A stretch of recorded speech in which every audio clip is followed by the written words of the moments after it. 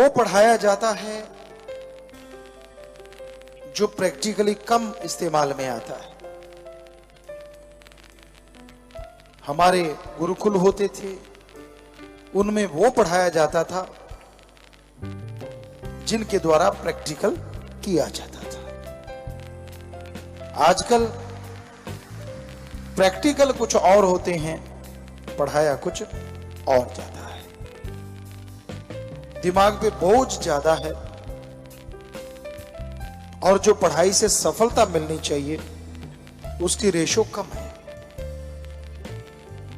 होना यह चाहिए कि बच्चा जिस फील्ड में जाना चाहता है उस फील्ड को चुन ले, अच्छी लैंग्वेज का ज्ञान हो, मैथमेटिक्स का ज्ञान हो, साइंस का ज्ञान हो, और उसके बाद वो जीवन में लक्ष्य निर्धारित करके उसकी तरफ बढ़ता जाए तो देश भी और समाज भी सफलता के चरम सीमा पे पहुंच सकता है।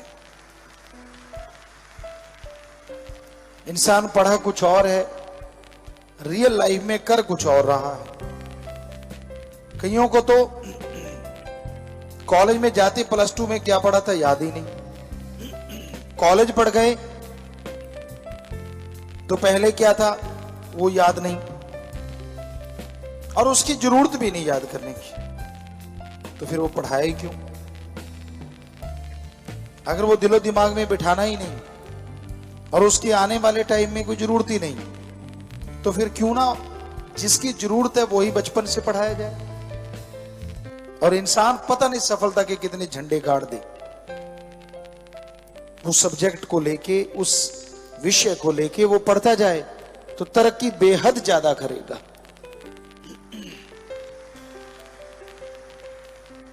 ये होता था हमारे पुरातन काल में, जब हमारी साइंस ऐसी थी, साउंडलेस जहाज होते थे,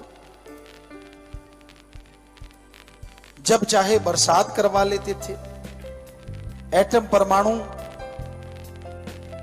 बेहद घातक यंत्र या शास्त्र, अस्त्र शस्त्र कहें, सब होते थे, लेकिन उनको रोकने का भी उनको तरीका आया करता था।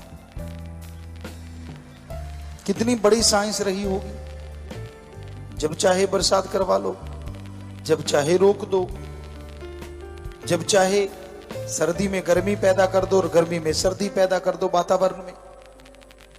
क्या कमाल था, साउंडलेस जहाज थे।